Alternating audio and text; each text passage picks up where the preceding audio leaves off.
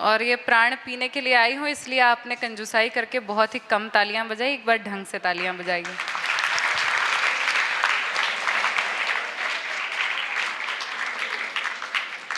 खाना पीना खा चुके हैं आप लोग? आवाज नहीं खाया? हाँ, तो एक बार ढंग से बोलिए, भारत माता की। Very good. चैतन्य लोगों के बीच में पढ़ना बहुत आसान होता है, चैतन्य लोगों के बीच में बोलना बहुत आसान होता है। यदि सामने पब्लिक जो है वो दोपहर में 2 बजे ऊँघती हुई मिले तो हम लोगों के भी प्राण जलते हैं, बहुत डर लगता है कि अब कौन सुनेगा। महाराज श्री के चरणों में प्रणाम करती हूँ मुझे इस योग्य समझने के लिए कि मैं यहाँ आप सबके बीच कुछ बोल सकूँ। ये यहाँ जितने लोग हैं उन सब की उम्र का, आप सब, ये सब, इन सब की उम्र का यदि मीन निकाला जाए तो वो मेरी उम्र होगी। और शायद इसीलिए मैं यहाँ हूँ कि आप सबको आपकी बड़ी बहन आपके सामने खड़ी है ऐसा लगे, और इसी हिसाब से आप भी मेरे साथ उतने ही मुखर हो सकते हैं जितने अब तक नहीं रहे होंगे। मतानी सर कल आए थे, मतानी सर कल आए थे, कैसा लगा उनका सेशन आप लोगों को? क्या अच्छा बोला है, वाह। कुछ चीजें जो है वो आपको बहुत थ्योरेटिकल लगती है, एक बार अपने परिवारों के लिए ग्रेटफुल होकर देखिए। हम लोग ऐसे समाज में रहते हैं जहां हम लोगों को कई बार घर से बाहर निकलना पड़ता है, और उस बाहर निकलने के बीच में, भाई साहब बोलने के पैसे, मतलब बोलने के लिए मुझे बुलाया गया है तो आप शांत रहिए, ठीक है। फोटोग्राफर वो लोग होते हैं जिनके इशारों पर लड़कियां नाचती हैं, बाकी महिलाएं इशारों पर नचवाने के लिए फेमस होती हैं। तो इन लोगों के लिए तालियां बजाइए, संजो कर रख रहे हैं हमारी सारी।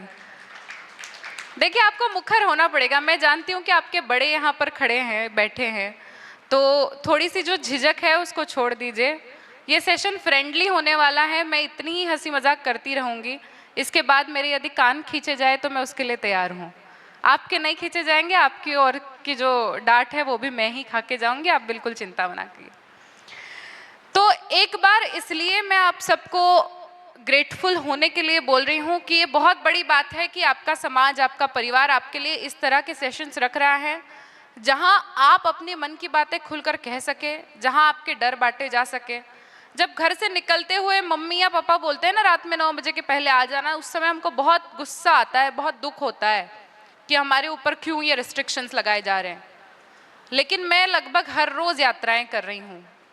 कल मैं सुबह 3:30 बजे आगरा से निकली हूँ अपनी होटल से रेलवे स्टेशन के लिए, और उस समय जो दुख, जो डर मेरे मन में था, वो डर आप में से किसी के मन में ना हो, इसीलिए यहाँ खड़ी हूँ। और ये जो सेशंस है ना, वो इसीलिए लिए जाते हैं।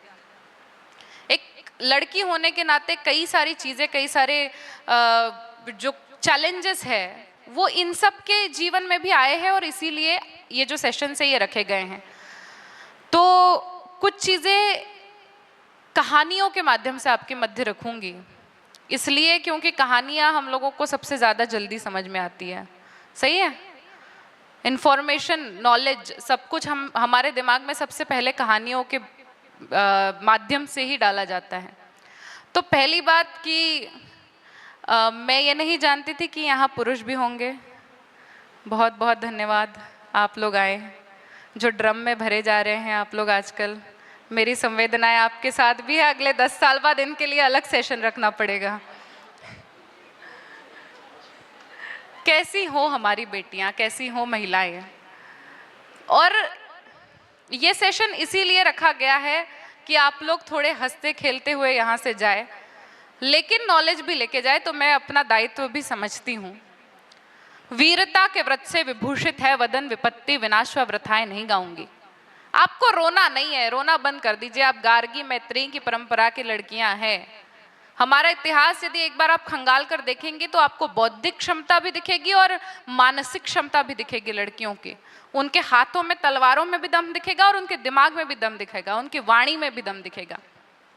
वीरता के व्रत से विभूषित है वदन, विपत्ति विनाश व वृथाएं नहीं गाऊंगी। नीर नयनों में नहीं, ज्वार अखियों में होगा, क्लेशकारी कष्ट की कथाएं नहीं गाऊंगी। प्रेम अनुराग सद्भावना की बात होगी, प्रज्ञा से विहीन मैं प्रथाएं नहीं गाऊंगी।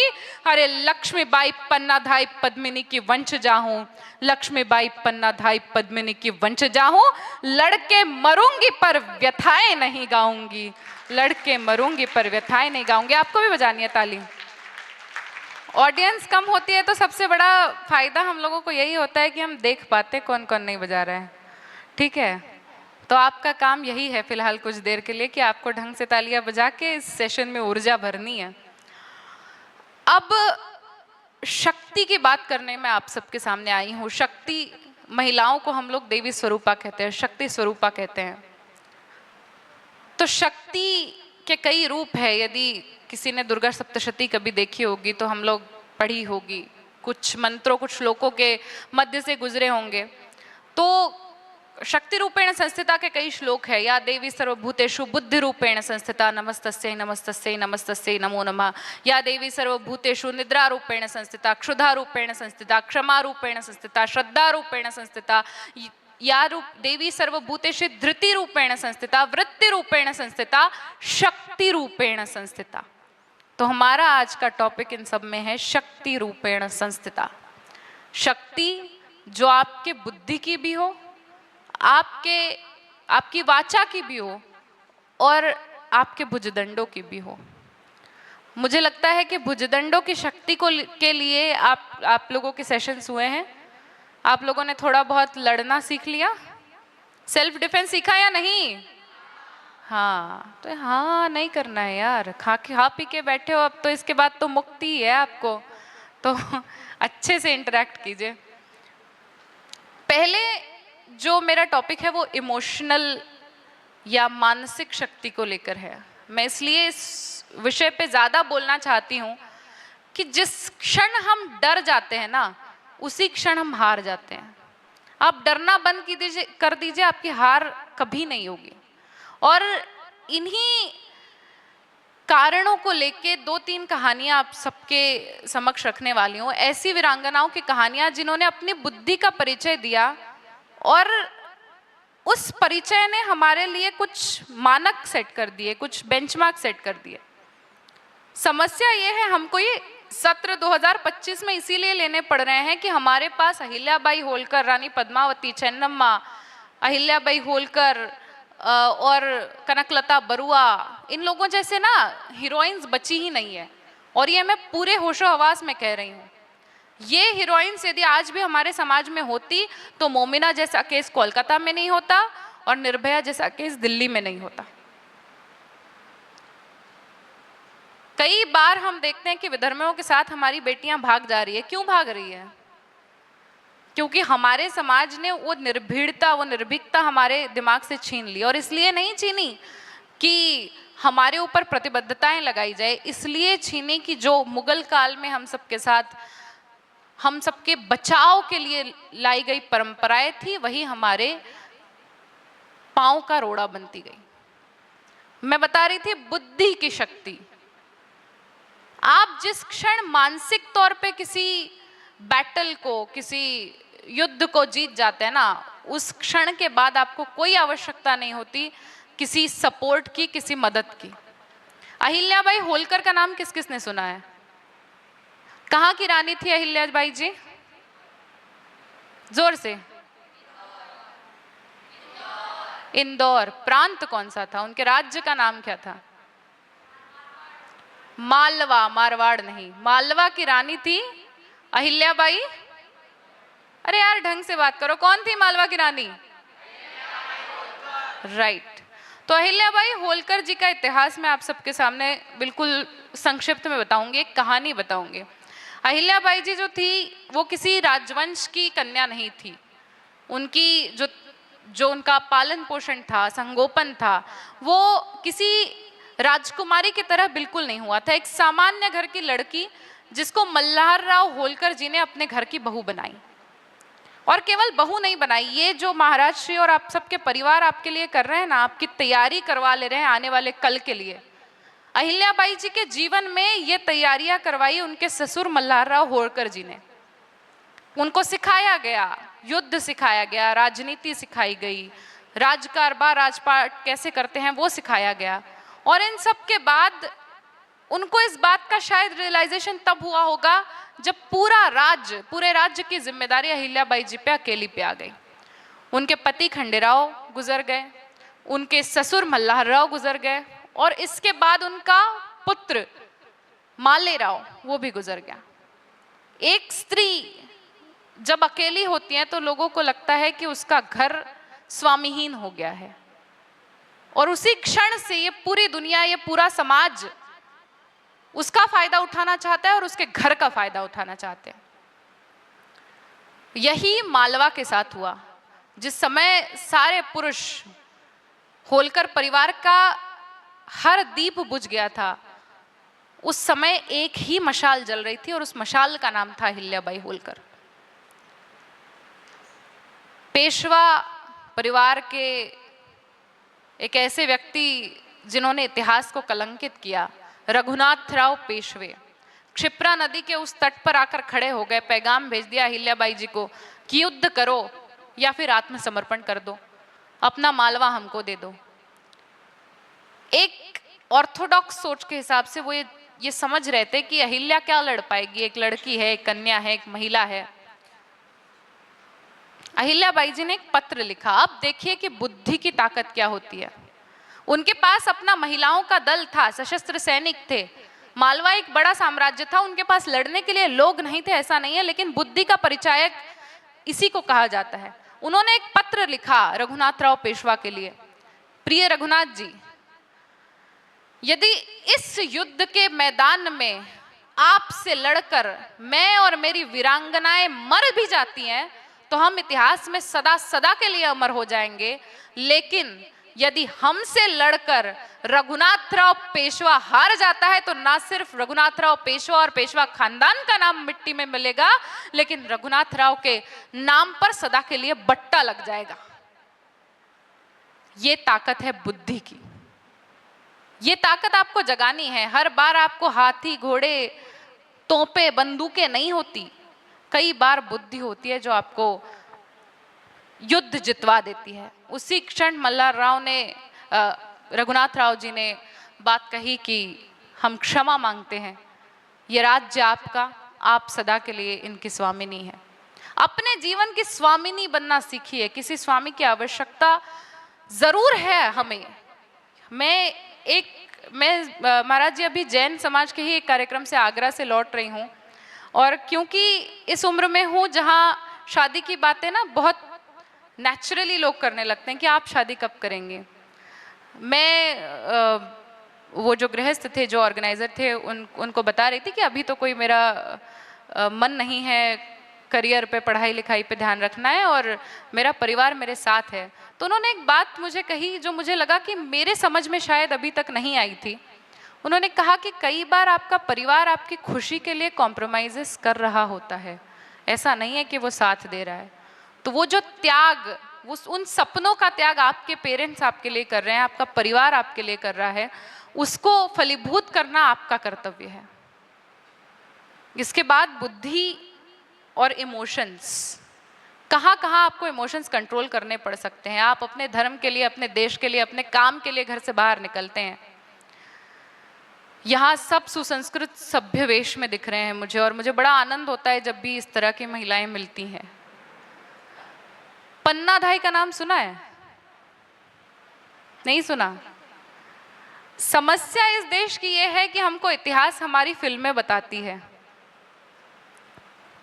अभी तो एक छोटी सी कहानी मैं पन्ना धाई की भी आपको सुनाऊंगी, लेकिन आपसे एक वादा चाहती हूँ कि यहाँ से जाने के बाद आप पन्ना धाई के विषय में पढ़ेंगे।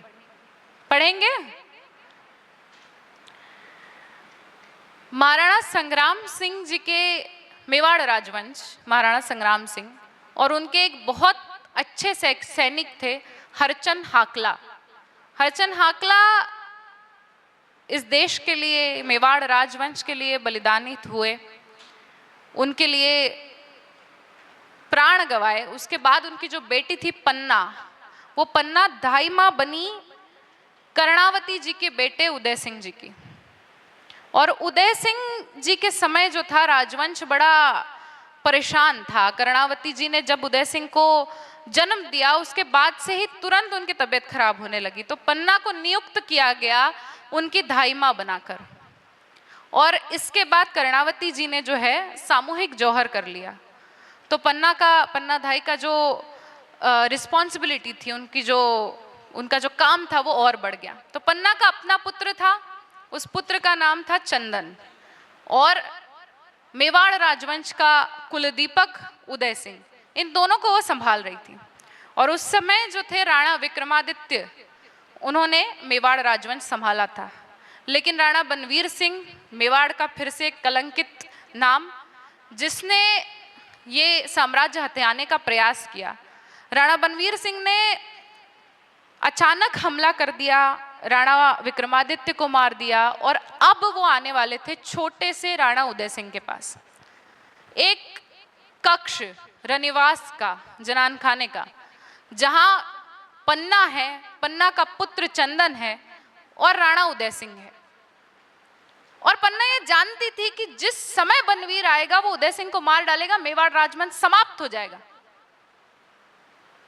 अब वो क्या करे, अचानक जनान खाने में आवाजें आने लगी, चीखने की, चिल्लाने की, रोने की। वो जान गई थी कि अब राणा बनवीर सिंह आ चुका है और उसका अगला निशाना है राणा उदय सिंह। उदय सिंह को एक टोकरी में भर के उस पर पत्ते बिछा करके उन्होंने कुंभलगढ़ के किले पर सुपुर्द पहुंचा दिया।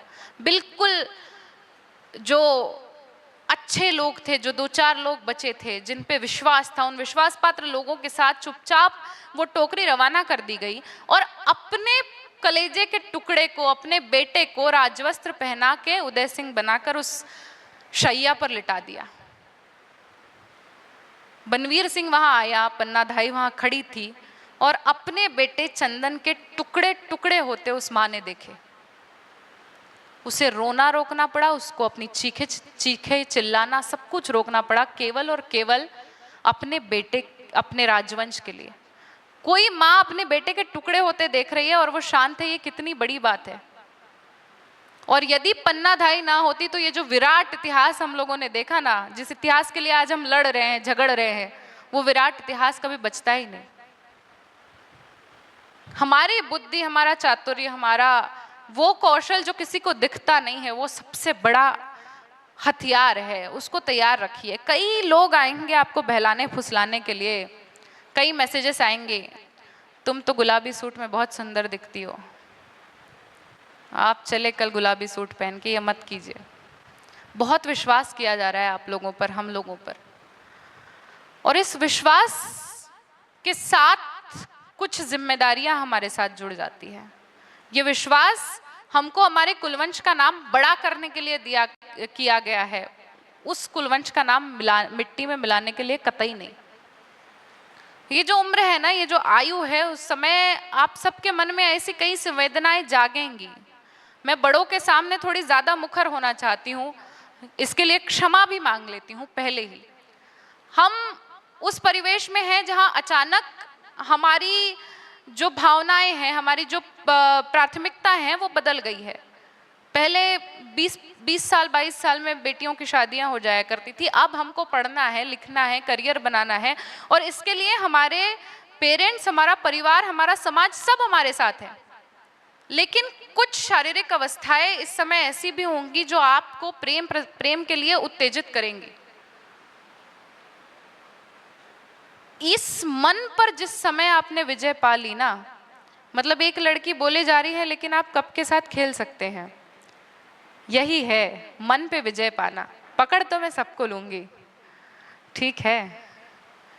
मन और बुद्धि जिस समय आपने जीत ली, उस समय शायद आप ये पूरा जग जीतने का सामर्थ्य अपने आप में रखती हैं। मैं जानती हूँ कि थोड़ा बोझिल हो रहा होगा, लेकिन बोझिल होना भी चाहिए, बहुत आवश्यक है। ये छोटी छोटी कहानियां इतिहास में हम लोगों को इसलिए जाना पड़ रहा है क्योंकि हमने नई हीरोइंस देना बंद कर दिया। हम जिस समय ये सीख जाएंगे ना कि हमारी ताक में दुर्योधनों और दुशासनों ने डेरा लगा रखा है इस देश के बाहर। आपके पास फेसबुक है, इंस्टाग्राम है, ट्विटर है, आपका अपना व्हाट्सएप है, कई लोग हैं जो जो चाह रहे हैं कि अच्छे घर की, अच्छे कुलवंश की बेटियां उनके हाथ में आ जाएं। वो हमारा धर्म भी खत्म करना चाहते हैं और हमारी अस्मिता भी।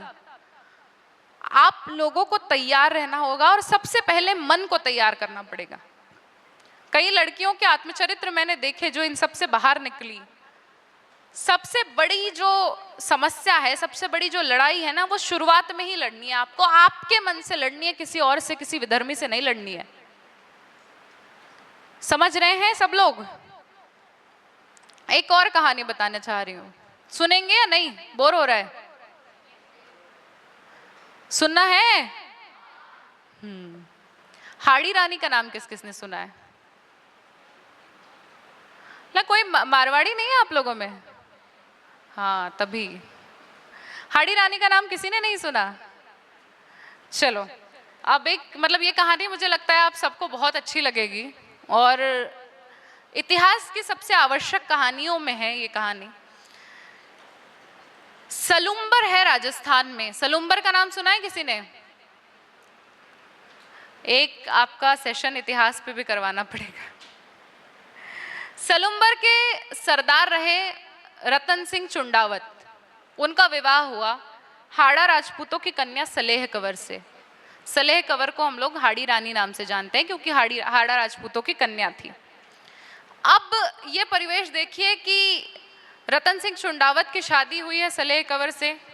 राजा रानी बिल्कुल एक दूसरे को समझने में लगे हुए हैं, एक दूसरे का मन जानना चाह रहे हैं, मनस्थिति जानना चाह रहे हैं। ये जो शुरुआती प्रेम पनपता है ये बड़ा परेशान करता है, ये मोह में बांधता है हमको। और ये जो फंसती हुई लड़कियां हैं ना, जो जाल में फांसी जाती है, ये उसी मोह के कारण फांसी जाती है।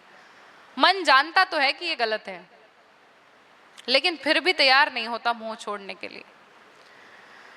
हाड़ी रानी और सरदार जी का विवाह हुआ, 8 दिन हुए और सरदार जी को जाना पड़ा मुहिम पर मुगलों से लड़ने के लिए। अब समस्या ये है कि क्षत्रिय हैं, क्षात्र धर्म है, उनको छोड़ना ही पड़ेगा अपना काम, अपना घर, और मुहिम पर जाना ही पड़ेगा। लेकिन मन बंधा हुआ है, मन फंसा हुआ है अपनी रानी में। बार बार याद आ रहा है कि मेरी रानी मैं घर पे छोड़ के आए हूँ, आज के युद्ध में यदि मैं मर भी जाता हूँ तो पता नहीं मेरी रानी से कभी मिल पाऊंगा या नहीं। मुहिम में जाने के 2 दिन बाद अपना एक सेवक, अपना एक दास, अपना एक सिपाही उन्होंने अपने घर भेजा, रानी के पास भेजा और कह दिया कि रानी को कहो कि हमारे लिए एक निशानी भेजे, एक आखिरी निशानी भेजे, जिसको देखकर मैं युद्ध पे फिर से जा सकूं।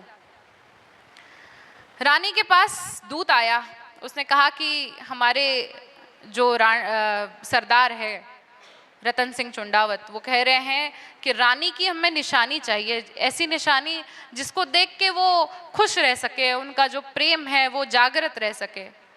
रानी ने 2 मिनट के लिए विचार किया, राजधर्म क्या होता है, आपका कर्म क्या होता है, इस देश को बचाने के लिए किस तरह के बलिदान हुए। रानी ने 2 मिनट के लिए विचार किया और दीवार पे टंगी हुई तलवार निकाली और अपना सर काट के दे दिया। वो बताना चाह रही थी कि ये मोह छोड़ दो। मोह जब तक छूटेगा नहीं तब तक हम लोग इस गिरोह से, इस षड्यंत्र से बाहर नहीं आ पाएंगे। दुर्योधन है, दुशासन है, पग पग पर बन अवरोध खड़े। दुर्योधनों, दुशासनों और रावणों की कमी किसी युग में कभी थी ही नहीं और आज भी नहीं है। और पहले तो कम से कम ये दुर्योधन दुशासन जो थे वो दिखते थे कि यही बुरे हैं। आज तो आप किसी का चेहरा देखकर बता भी नहीं सकते कि कौन बुरा है और कौन अच्छा है। दुर्योधन है, दुशासन है, पग पग पर बन अवरोध खड़े। कुछ कुटिल काल के अनुयायी है शकुनी से शैतान बड़े। कलियों सी कोमल मूरत को कर देंगे पल में तार तार, मन के सारे श्रृंगारों को कर देंगे क्षण में क्षार क्षार। रणचंडी का तू रूप धार, हर राक्षस पर तू कर प्रहार। खन खन चूड़ी के मध्य उठे तलवारों के अद्भुत प्रहार। अरे पानी तक ना मांग सके वो जो तुम पर आंख उठाएंगे, तब तुम खुद अपना चीर बचा लो, कृष्ण कहां तक आएंगे। हम ये अपेक्षा कर ही नहीं सकते कि हमारे लिए अब कृष्ण आए। जो कृष्ण सिखाना चाहते थे वो सिखाकर चले गए हैं। महारानी लक्ष्मीबाई की कहानी सब लोगों ने सुनी होगी, ये मैं जानती हूँ कि आप लोगों ने सुनी होगी। क्योंकि इस देश ने जो 2-3 बड़ी नायिकाएं दी, उन्हीं नायिकाओं में सबसे बड़ा नाम है महारानी लक्ष्मीबाई। एक मूवी आई कुछ दिन पहले, पद्मावत, देखी आप लोगों ने? हाँ, मतलब आप मूवीज देखते हैं, किताबें नहीं पढ़ते हैं। सही बात है। पद्मिनी ने जौहर किया, सही है। आपको क्या लगता है, पद्मिनी की कायरता थी जौहर? किसी के मन में कभी ये प्रश्न उठा? कई लोगों ने सोशल मीडिया पे पूछा कि रानी पद्मिनी ने जो जौहर किया वो राजपूतों की कायरता थी। जिन लोगों के मन में जिस समय ये प्रश्न आया हो, वो केवल एक दिए के ऊपर अपना हाथ 10 मिनट तक धर के देख ले, उनको समझ में आ जाएगा कि जौहर कितनी बड़ी कायरता थी। जिसको ये लगता है ना कि आग में कूद जाना और जल जाना कायरता है, उसको एक बार ये समझना पड़ेगा कि ये इससे बड़ा धाड़स, इससे बड़ी करेजियस बात उस समय के लिए कोई नहीं हो सकती थी। और कितने सारे बलिदान हुए केवल अपने आप को बचाने के लिए, अपना शील बचाने के लिए। और आज रील्स पर आप लोग सब देख रहे होंगे कि क्या स्थिति है, क्या क्या दिखाया जा रहा है, रंग पूछे जा रहे हैं। वृहद जो रील देखते हैं उनको समझ में आ गया है कि मैं क्या कहना चाह रही हूँ। जो छोटी छोटी मुस्कानें हैं वो भी मुझे समझ में आ गई। मैंने इस भाषा में इसीलिए कहा कि जो चीज़ जहाँ पहुँचनी चाहिए वहीं पहुँच गई है। ये सब पूछा जा रहा है और हम देख रहे हैं, और हमारे बुजुर्ग भी देख रहे हैं। मैं ये नहीं कह रही हूँ कि आप ही लोग देख रहे हो, लेकिन यहाँ तक हमारी अरे हंस लो, अच्छे से हंस लो, जिनको हंसना है 2 मिनट के लिए हंस लो। मैं उसी की बात कर रही हूँ जो आप समझ रहे हैं। कोई लड़की आकर ऐसी रील्स बना रही है, ये हमारे समाज की, हमारे देश की दुर्गति है। पद्मिनी चाहती तो एक बहुत सुंदर जीवन जी सकती थी, रानी बन के रह सकती थी, समझौता मात्र करना था, लेकिन उसने नहीं किया। परम प्रतापी मेवाड़ी माटी का गौरव गान सुनो, परम प्रतापी मेवाड़ी माटी का गौरव गान सुनो, समर भूमि में अड़ा खड़ा ललनाओं का सम्मान सुनो, सुनो प्रतिज्ञा की परिपाटी यत्नों का परिणाम सुनो, बलिवेदी पर पृथक लड़ा वह भीषण रण संग्राम सुनो, सुनो के कैसे लड़ जाते हैं हम सम्मान बचाने को, क्षण भर भी न विलंबित होते अग्नि मध्य जल जाने को, नारी दल चल पड़ता है अभिमान पुनः लौटाने को, खिलजी विलजी मुंह की खाते हैं प्रतिबिंबों तक आने को, सुनो के कैसे मेवाड़ी सूरज का तेज बचाया है, सुनो के कैसे बलिदानों ने निज सम्मान बढ़ाया है, सुनो के कैसे रूप सलोना अग्निकुंड तक आया है, सुनो के कैसे ज्वाला ने खुद ज्वाला को अपनाया है, अरे सुनो के कैसे जली पद्मिनी शील बचाने की खातिर, और तुमने सारी शर्म बेच दी रील बनाने की खातिर।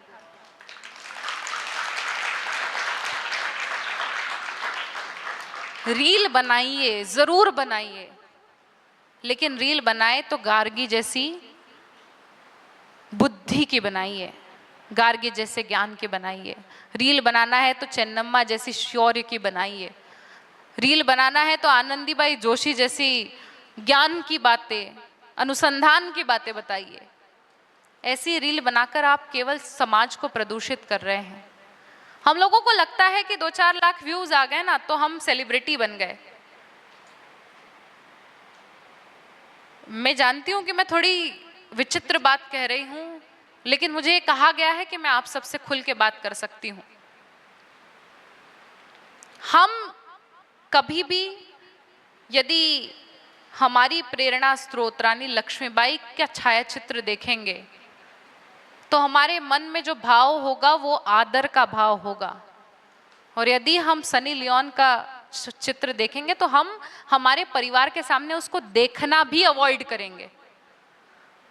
प्रसिद्धि सबको मिल सकती है, लोकप्रियता किसी को भी मिल सकती है, लेकिन लोकप्रियता मिलाने के लिए आपको उर्फी जावेद बनना है या साइना नेहवाल बनना है, ये आपका अपना प्रश्न है, या आपको प्रश्न अपने आप से पूछना है। समझ में आ रही है चीजें या बोर हो रहा है? एक बार जोरदार तालियां बजा के फिर से थोड़ा सा चैतन्य बढ़ाइए। महिलाओं को टीवी सीरियल छोड़ के यहाँ ले आए आप लोग। 2 महिलाएं कभी शांत बैठ सकती है? बहुत मुश्किल है। चेन्नम्मा का नाम सुना? हाँ चलो, मैं खुश हुई, चेन्नम्मा भी ऊपर खुश हो रही होगी। आज का कर्नाटक, कई साल पहले का कित्तूर। रानी लक्ष्मीबाई का जो काल था 1857, उससे भी 50 साल पहले की कहानी है चेन्नम्मा की। चेन्नम्मा को हम लोग देश की सबसे पहली महिला क्रांतिकारी बोलते हैं, उसको उनको ये सम्मान प्राप्त है। चेन्नम्मा जो है कित्तूर के राजवंश की महारानी बनी, राजा मल्लासार्जा की पत्नी बनी, और इसके साथ उसके पल्ले में, उसके झोली में खूब सारी जिम्मेदारियां आ गई। राजा मल्लासार्जा एक युद्ध में शहीद हो गया, उनको वीरगति प्राप्त हो गई। आप लोग तो मेरे ही ऊपर फोकस कीजिए, मैं सुना रही हूँ, मुझे ही सुनिए। ऐसा कहा जाता है कि किताब कोई भी हो, लिखा कुछ भी हो, लेखक जो समझाना चाह रहा है आपने उसी हिसाब से रस ग्रहण करना चाहिए, वरना बेवजह की जो समस्याएं हैं वो आ जाती हैं। तो कुछ चिंतन चल रहा है, आप मेरी बातों पर थोड़ी देर के लिए फोकस कीजिए। चेन्नम्मा जो है, अचानक उनका भाग्य ऐसा फूटा कि मल्लासार्जा की मृत्यु हो गई। उस समय मल्लासार्जा का पहली पत्नी से एक पुत्र थे, उनका नाम था शिवलिंगप्पा।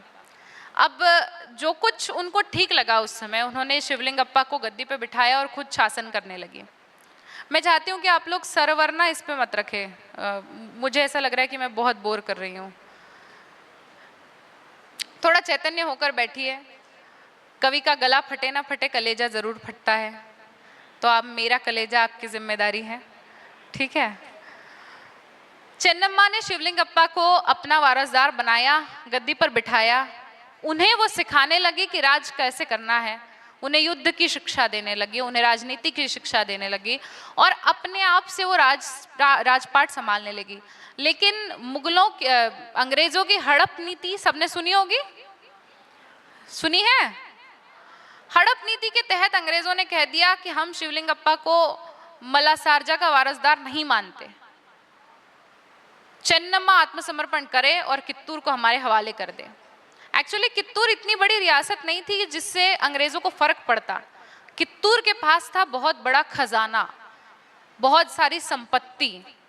उस संपत्ति के लिए कित्तूर राजवंश पर हड़प नीति का प्रयोग किया गया। चेन्नम्मा ने लिखकर बॉम्बे रेसिडेंसी को पत्र में लिखा कि जब तक मेरे शरीर में रक्त की अंतिम बूंद है तब तक मैं लड़ती रहूंगी, लेकिन कित्तूर को अंग्रेजों के हवाले कभी नहीं करूंगी। अंग्रेजों को ये ढिठाई लगी, माचिस की डिब्बी जितना राज्य, और इनकी रानी की अकड़ देख लो। तो 200 सैनिक, 2000 सैनिक, 4000 तोपे, कई 100 हाथी कित्तूर के जो राजमहल को घेर कर खड़े हो गए।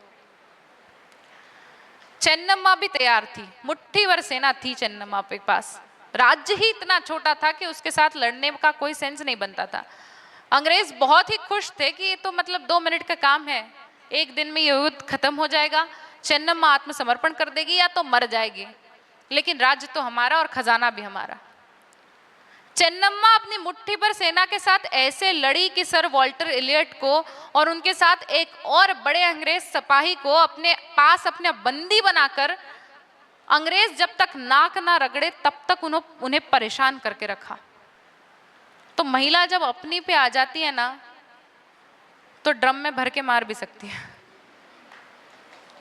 हमको ड्रम में भर के नहीं मारना है, हमको तैयारी ऐसी करनी है अपने मन की, अपने शरीर की, कि हम हमेशा निर्णय लेते हुए सही रहे।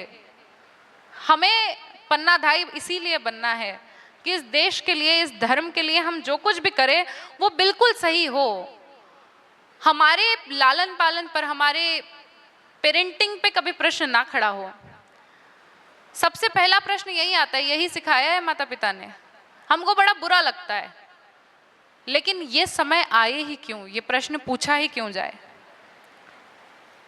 भारती मंडन मिश्र हुई इस देश में, एक विदुषी थी, एक विदुषी महिला थी।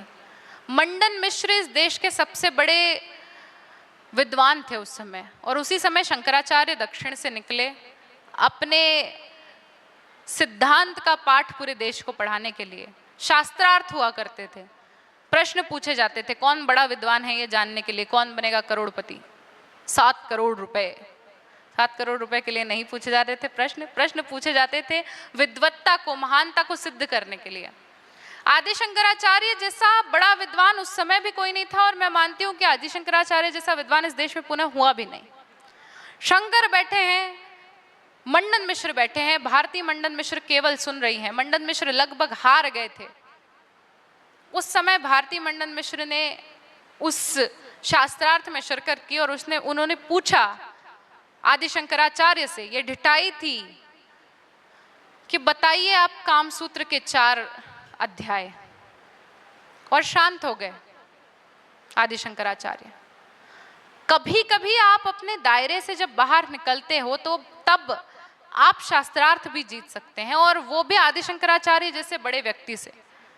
कारण केवल इतना था ये इस ढिठाई का कि उनको अपने परिवार की, भारती मंडन मिश्र को अपने परिवार की, अपने पति की इज्जत बचानी थी।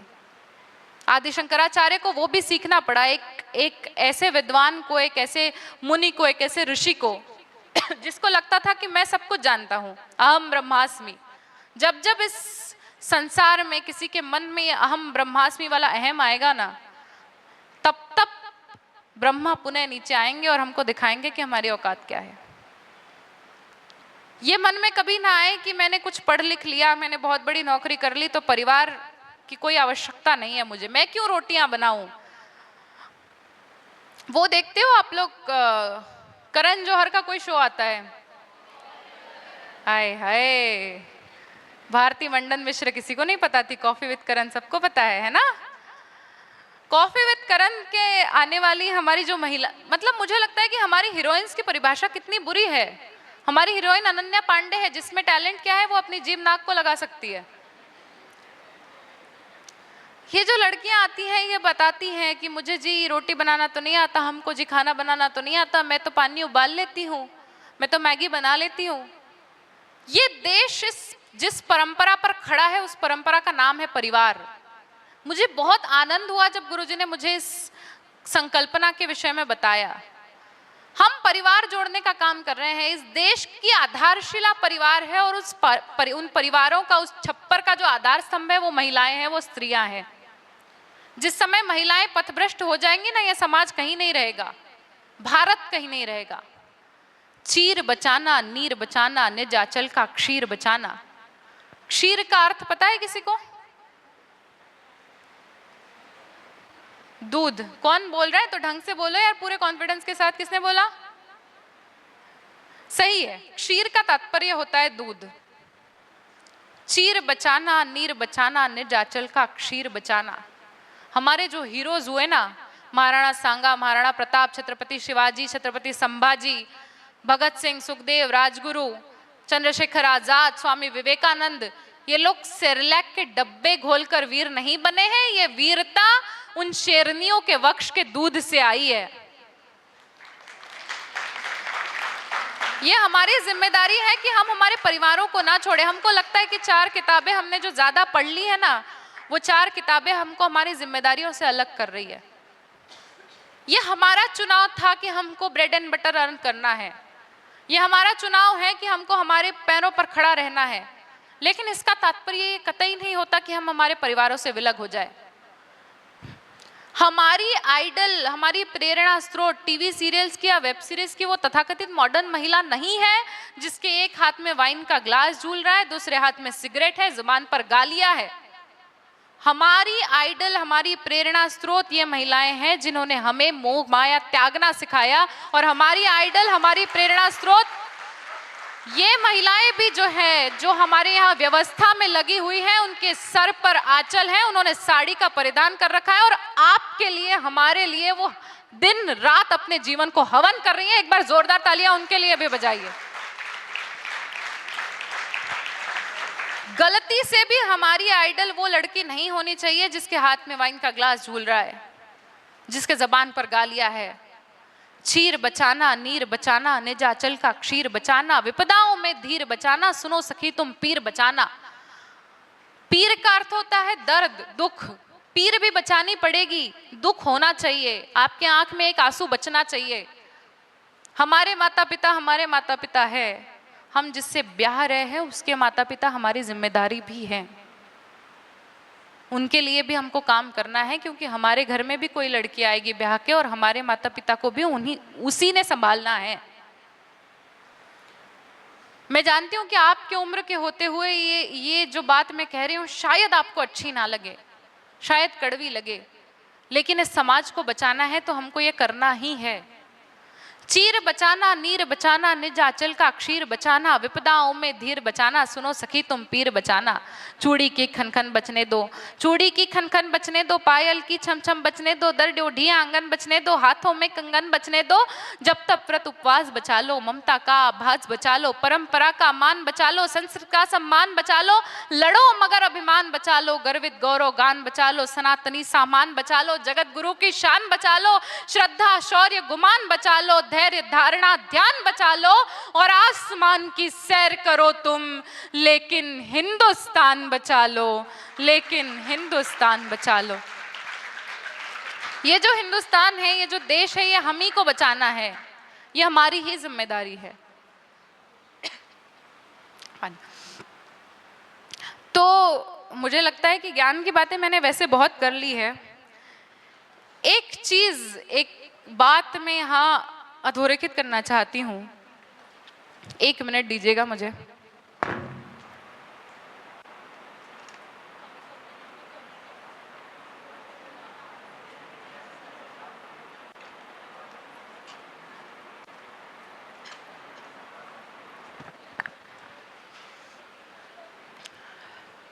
लगभग हर हफ्ते में 2-3 राज्य घूम रही हूँ, तो जो वातावरण है वो मेरे गले पे असर कर चुका है, लेकिन क्योंकि ये परिवार का कार्यक्रम है तो मैं जानती हूँ कि यहाँ मेरी परफॉर्मेंस से ज़्यादा मेरी बात महत्वपूर्ण है। दुर्योधन और दुशासनों के बारे में चर्चा हुई। इस कविता को पूर्ण करके ही आपके यहाँ से जाऊंगी, इसलिए कि ये मेरी प्रतिनिधि रचना है, और इसलिए भी कि मेरा ये मानना है कि इस देश में किसी श्रद्धा के 36 टुकड़े हुए। ये केस सबको पता है, जानते हैं? सूटकेस में भर के फेंक दी गई थी। आपके माता पिता जब आपको घर से बाहर भेजते हैं तो ये आपकी जिम्मेदारी है कि आप किसी फ्रिज में बंद होकर ना मिले, आप किसी सूटकेस में पड़ी नाले के पास ना मिले। और किसी श्रद्धा को जब 36 टुकड़ों में काट के फेंक दिया जाता है, तब एक श्रद्धा है जो इस बात के लिए प्रतिबद्ध है कि एक एक श्रद्धा ऐसी तैयार होनी चाहिए जो 36 को काट के रख दे लेकिन झुके नहीं। ये हमारी जिम्मेदारी है। कोई हमारी बेटियों पे नजर डाले तो उसकी नजरें नोचना हमारी जिम्मेदारी है। गुड़िया जैसे शौक तुम्हारे, गुड़िया सी बन जाती हो। एक नारा आप लोगों ने सुना होगा, फूल नहीं चिंगारी है वो भारत की नारी है। सुना है? इस नारे को हमने बदलना है। फूल भी है चिंगारी है, फूल भी है चिंगारी है, वो भारत की नारी है। तैयार हो जाइए खुद को दोनों हिसाब से ढालने के लिए। एक ही बच्चा है जो मेरी बात समझ रहा है बेचारा।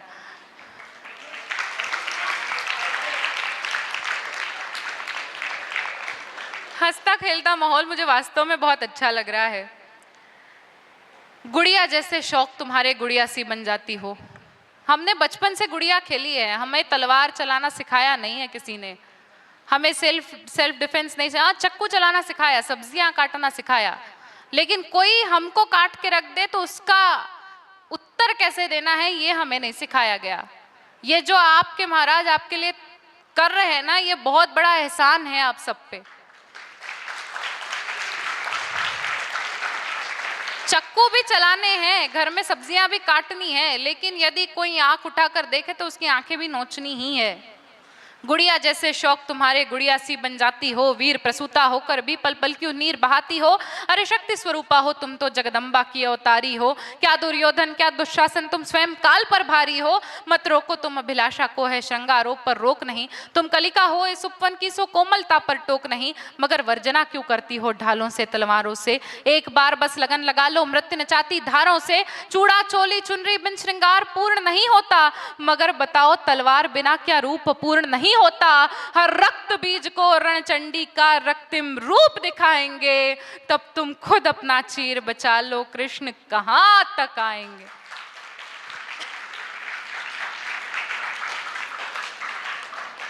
गुड़िया जैसे शौक तुम्हारे, गुड़िया जैसे शौक नहीं पालना है, ये मैंने कभी नहीं कहा, लेकिन जैसे माँ जगदम्बा की जो मूर्ति है वो 16 श्रृंगार भी किए हैं, लेकिन उनका एक श्रृंगार उनकी तलवार भी है। लड़ना सीखिए, अपने लिए लड़ना सीखिए, अपने देश के लिए, अपने धर्म के लिए लड़ना सीखिए। चीर नहीं बच पाया तो अपमान भला सह पाओगी। निर्भया वाला केस हम सबको याद है। बालकों सही से बैठो।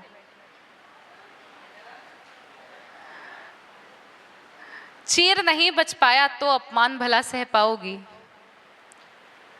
निर्भया की माताजी को पूरे 8 वर्ष लगे उन्हें न्याय दिलाने में। कुछ लड़कियां जो उम्र में मतलब युवा दिख रही हैं, उन्होंने निर्भया वाला केस जाना होगा, आप सब जानते होंगे। पूरे 8 वर्ष लगे उन्हें न्याय दिलाने के लिए, उन दरिंदों को सजा दिलाने के लिए। और ये केवल समय का अवधि नहीं था, कई प्रश्न पूछे गए। निर्भया जिसके साथ दुष्कर्म हुआ, उसकी माताजी को प्रश्न पूछे गए, इस समय क्यों गई थी, इस साधन से क्यों गई थी, इस व्यक्ति के साथ क्यों गई थी, इस काम से क्यों गई थी। और ये प्रश्न केवल न्याय व्यवस्था ने नहीं पूछे, परत दर परत न्याय व्यवस्था पूछती गई। यही प्रश्न अखबारों ने पूछे, यही प्रश्न टेलीविजन पर बार बार दिखाए गए, पड़ोसियों ने पूछे, रिश्तेदारों ने पूछे, और उन मूक निगाहों ने भी पूछे जिन्होंने कहा कुछ नहीं, लेकिन उस माँ का सीना कितने बार छलनी किया होगा हम जानते भी नहीं। चीर नहीं बच पाया तो अपमान भला सह पाओगी, कह पाओगी, बता पाओगी। और क्या आप न्याय व्यवस्था से कहेंगे? आप अपने घर पे नहीं कह सकते। कोई लड़की जब घर से बाहर निकलती है, 2 चौराहे आगे तक पहुंचती है, तो कई निगाहें होती है जो उसके शरीर को नापना चाहती है। जब तक आप अपने नाखून बड़े नहीं रखेंगी, तब तक भेड़िए आपके आसपास आएंगे ही, मंडराएंगे ही। घर में बताने के लिए मुश्किल होती है, कई बार व्यक्ति घर का होता है। तैयारी हमको अपनी करके रखनी पड़ेगी। चीर नहीं बच पाया तो अपमान भला सह पाओगी। विनय भंग की कठिन कहानी क्या खुलकर कह पाओगी। हर एक दृष्टि में यहाँ हजारों प्रश्न खड़े हो सकते हैं। चलचित्रों पर विनय भंग के दृश्य बड़े हो सकते हैं। थाने वाली न्याय व्यवस्था हर पल तुमको ताकेगी। गरिमा की हर परत खोल जख्मों पर नमक लगाएगी। अरे घिस जाएंगे पाँव मगर न्यायालय खत्म नहीं होंगे। माँ बापू की करुणा के देवालय खत्म नहीं होंगे। किसी निर्भया को मुक्ति में 8 वर्ष लग जाएंगे। तब तुम खुद अपना चीर बचा लो, कृष्ण कहां तक आएंगे। और यहाँ कुछ लड़के बैठे हैं, बेटे बैठे हैं। एक बात केवल आप लोगों को कहना चाहती हूँ, आप जब किसी कमरे में जाए, किसी रास्ते से गुजरे, किसी लड़की के सम्मुख आ जाए, तो उसको अपना दुपट्टा ठीक करने की आवश्यकता नहीं पड़नी चाहिए। आप वहाँ हैं तो उसको अपनी राह मोड़ने की आवश्यकता नहीं पड़नी चाहिए। और ये केवल आपका नाम नहीं बड़ा करेगा, ये आपके कुलवंश का, आपके घर का, आपके समाज का नाम बड़ा करेगा। तो ये आपकी जिम्मेदारी है कि आपके आसपास रहने वाली हर स्त्री को, हर लड़की को सुरक्षित महसूस हो। जब कोई लड़की आपके अपने घर से निकल के देश दुनिया की यात्राएं करती हैं, तो आप जैसे शिष्ट और शालीन पुरुषों के कारण ही कर पाती हैं, वरना कई लोग हमारे लिए मुसीबत बन के खड़े होते हैं, बैठे होते हैं।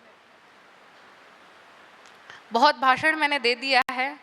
एक अंतिम कविता मैं यहाँ रखना चाहती हूँ, और इसलिए रखना चाहती हूँ कि आप लोगों का फेमिनिज्म का जो डेफिनेशन है वो बदल जाना चाहिए, ये मेरा मानना है। फेमिनिस्ट होने का मतलब पुरुष हो जाना कतई नहीं है।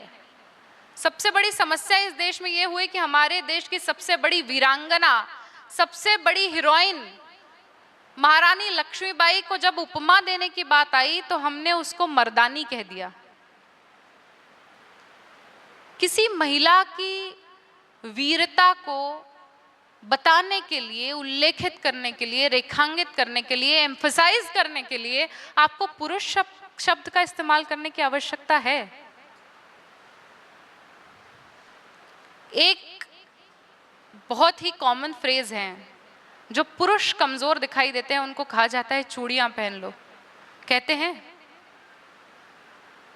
यदि चूड़ियां कमजोरी का मानक होती, कमजोरी की डेफिनेशन होती, तो क्या आप जगतजननी जगदम्बा को चूड़ियां पहनाते? एक कविता आप सबके लिए रखना चाहती हूँ, मेरे मिशन की कविता है कि मुझे क्या दिखाई देती है चूड़ियां, आपको भले दिखती हो कमजोरी का मानक, कलियों के कोमल हाथों का आधार दिखाई देती हैं। कलियों के कोमल हाथों का आधार दिखाई देती है, तलवारों के बीच नाचती धार दिखाई देती है, रणचंडी का वह रणभेदी वार दिखाई देती है, जगजननी इस जीवन का सब सार दिखाई देती है, अगणित उन अंगारों का आगार दिखाई देती है, धर्म ध्वजा को हाथ लिए प्रतिकार दिखाई देती है, चट्टाने चिंगारी और अंगार दिखाई देती है, और तुमको चाहे निर्बल का श्रृंगार दिखाई देती हो, लेकिन मुझको ये चूड़ी हथियार दिखाई देती है। और क्या करके दिखाया है चूड़ियों ने भारतवर्ष में? वीरता को वर्ती इस भारत की भव्यता को करुणा की कल में सिखा गई है चूड़ियां। वीरता को वर्ती इस भारत की भव्यता को करुणा की कल में सिखा गई है चूड़ियां। पौरुष की परिपाटी तलवारें पढ़ा गई तो गरिमा की गोष्ठियां लिखा गई है चूड़ियां। दृढ़ता का वरदान वीरों ने टिकाया तो धीरता को धैर्य से टिका गई है चूड़ियां। और जलकर जब जौहर की ज्वाला अपनाई तो खिलजियों को औकात दिखा गई है चूड़ियां। अब यदि आप सबके सवाल हो तो मुझे आनंद आएगा, मुझसे जितना बन पड़ेगा मैं जरूर आपका निरसन करने का प्रयास करूंगी। यदि कोई कुछ पूछना चाहता हो।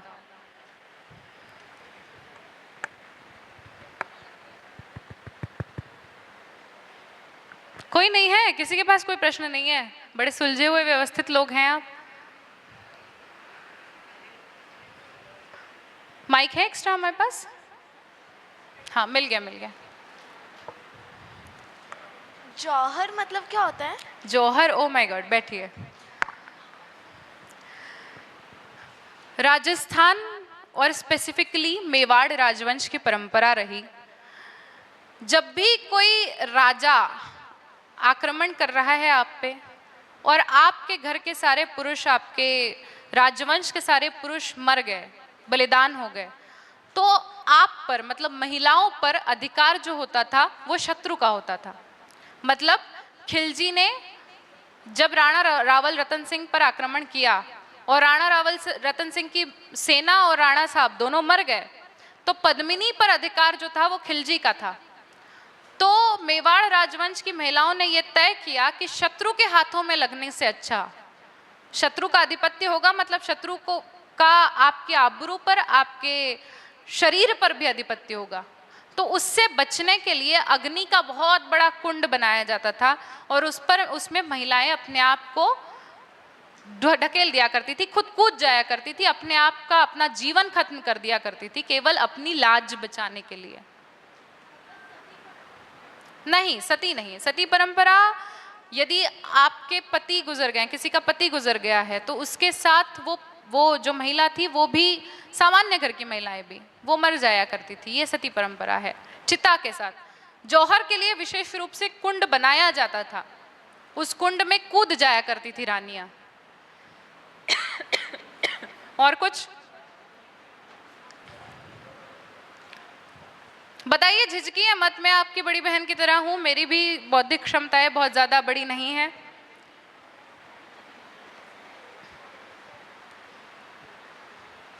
है कोई?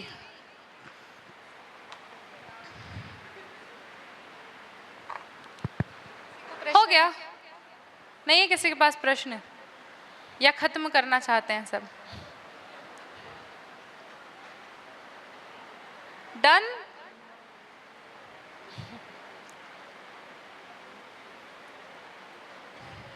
किसी को है प्रश्न, कुछ पूछना है? झिझकिए मत, ये आपका परिवार है, अपने परिवार में प्रश्न पूछने से झिझक नहीं होनी चाहिए।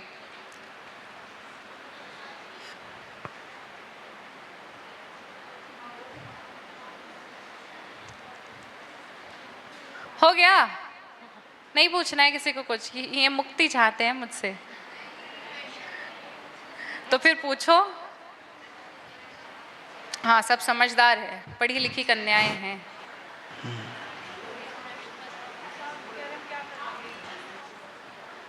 मैं वीर रस और सुनाऊं? बहुत देर से बहुत अच्छे वीर रस में वो कविताएं सुना रही हैं आप लोगों के लिए। पर्पस समझ में आया क्यों सुनाया जा रहा है? कि लाइफ में आप फ्यूचर में ऐसा कोई कदम ना उठाए जिससे आपके पेरेंट्स का मुख नीचे हो जाए। सही बच्ची वो होती है अपने कृत्यों के द्वारा माता पिता का नाम और अपने कुल का नाम रोशन करने वाली होती है। सबसे महत्वपूर्ण यदि जीवन में कुछ होता है तो उसका चरित्र सुरक्षित रहना चाहिए। शील का अर्थ होता है उसका चरित्र, कैरेक्टर सुरक्षित रहना चाहिए। आज पढ़े लिखे होकर के लोग कैरेक्टर की कोई चिंता नहीं करते, कोई संबंधों की चिंता नहीं करते। इवन अब तो विवाह पर से भी विश्वास उठ गया है। अब तो लिव इन रिलेशनशिप की बात और सिचुएशनशिप की बात होने लगी है ना। जब बाहर पढ़ने के लिए बच्ची जाती है तो कैसे तरीके से रहने लगती है, बोले हम शादी भी क्यों करें, जिसके साथ रहना है जैसे जब तक मन करे वैसा हम रहेंगे। आज की बच्चियां जो हैं नशा भी करने लगी हैं, वो सारे कार्य करने लगी है जो बच्चे लोग करते थे।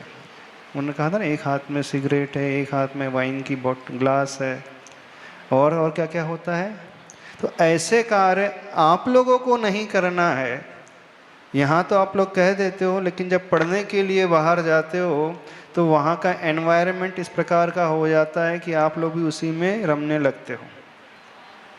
इस बात को अवश्य ध्यान रखें, आप कौन से कुल को बिलोंग कर रहे हैं, आपके माता पिता ने आपके लिए कितना बलिदान दिया है, कितना सेक्रीफाइस किया है, और आप बदले में उन्हें क्या लौटा रहे हों। यदि अपने पेरेंट्स को खुशियां नहीं दे सकते तो गम देने का कोई अधिकार, आंसू देने का अधिकार आपको बिल्कुल भी नहीं है। क्योंकि नारी जो होती है सबसे पूज्य मानी जाती है। नारी ही जो है भगवान को जन्म देने वाली होती है। तीर्थंकर जैसे बालक को जन्म देने वाली एक नारी ही होती है। और नारी चाहे तो अपने घर को स्वर्ग भी बना सकती है, और वो नारी चाहे तो अपने घर को नरक भी बना सकती है। जब हम पाश्चात्य संस्कृति की ओर देखते हैं तो वहाँ पर सिर्फ और सिर्फ खाओ पियो ऐश करो, एंजॉय करो, इसका और उससे अलावा कुछ नहीं है। तो उस उद्देश्य को न ध्यान में रखते हुए कौन से उद्देश्य को बनाना है कि जीवन इस प्रकार से संकल्पित करते हुए जीना है कि आपके जीवन को देख करके अन्य बेटियों को प्रेरणा मिले। अपने आप को रोल मॉडल बनाना सीखो। जिन रोल मॉडल्स की वो चर्चा कर रहे हैं, अहिल्याबाई होलकर, रानी पद्मावती, चिन्नम्मा माँ, और किस किस की चर्चा की उन्होंने, बड़ी अच्छी से उन नारियों की कहानी रखी जो आपसे भी अधिक प्रतिकूलताओं में रह कर के अपने शील को सुरक्षित रखा और नाम को आगे बढ़ाया। सबसे बड़ा जो है शील व्रत होता है। जैसे उस सीता ने अपने शील की रक्षा के लिए सब कुछ किया, तो आप और कुछ करो अथवा ना करो, लेकिन अपने कैरेक्टर को इम्पोर्टेंस देना सीखो। ये उद्देश्य है ये। और ये कब होगा? जब अंदर से आप कॉन्फिडेंट स्वयं होगे, आपका मन जो है मजबूत बनेगा। और मन के जो मजबूत जब बनता है, जब आपका शारीरिक विकास भी होता है ना, शारीरिक क्षमताओं का भी विकास होता है। क्योंकि जब व्यक्ति को ये लगने लगता है, बच्ची को लगने लगता है कि किसी भी एडवर्स कंडीशन क्यों ना आ जाए, मैं आसानी से सामना कर सकती हूँ, तो उसका आत्मविश्वास भी और अधिक बढ़ते चले जाता है।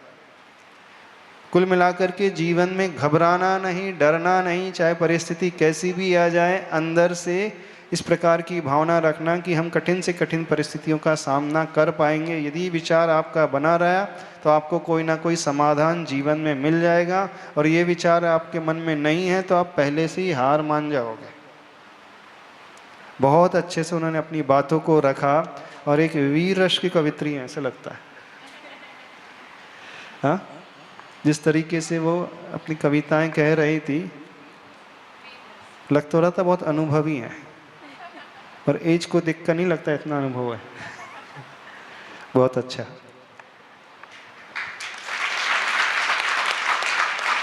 बहुत बहुत धन्यवाद महाराज जी का कि उन्होंने मुझ पर विश्वास किया अपने परिवार के इस कार्यक्रम में सम्मिलित होने के लिए।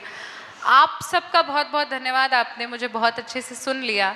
और एक वचन आप सबसे चाहती हूँ कि चाहे जो हो जाए, अपने चरित्र की, अपने कैरेक्टर की रक्षा करेंगे।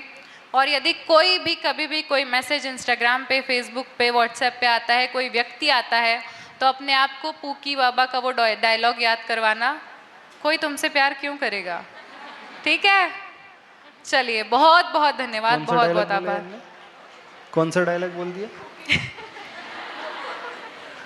एक बहुत फेमस रील थी महाराज जी। अनिरुद्धाचार्य जी के पास एक लड़की गई थी कि वो मुझसे प्यार करता है, तो उनका वो डायलॉग बहुत फेमस हुआ कि कोई तुमसे प्यार क्यों करेगा।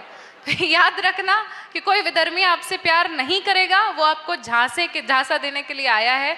अपने आप को सुरक्षित रखिए, अपने परिवार को सुरक्षित रखिए, उनका नाम ऊंचा रखिए। बहुत बहुत धन्यवाद, बहुत बहुत आभार।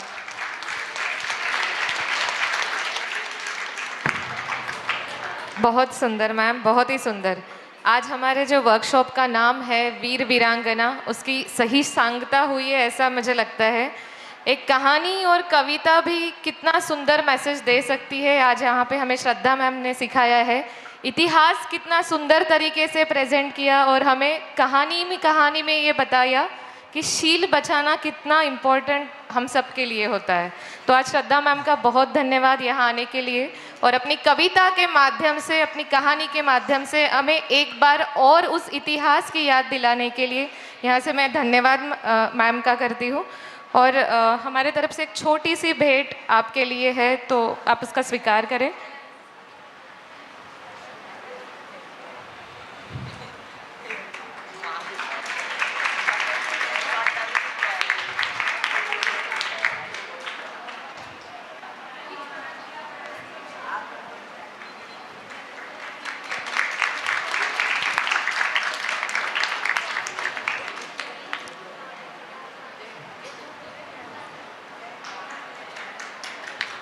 तालियां बजाकर मैम का सम्मान करेंगे। आगे भी हमारे कई वर्कशॉप्स होते हैं, तो आशा करते हैं मैम कि आपका सहयोग हमें मिलता रहेगा। इसी तरह वीरांगना वर्कशॉप में आपको आमंत्रण हम ज़रूर भेजेंगे। बहुत धन्यवाद आपका। मैंने बोला दीदी ने इतना अच्छा सुनाया है, तो दीदी का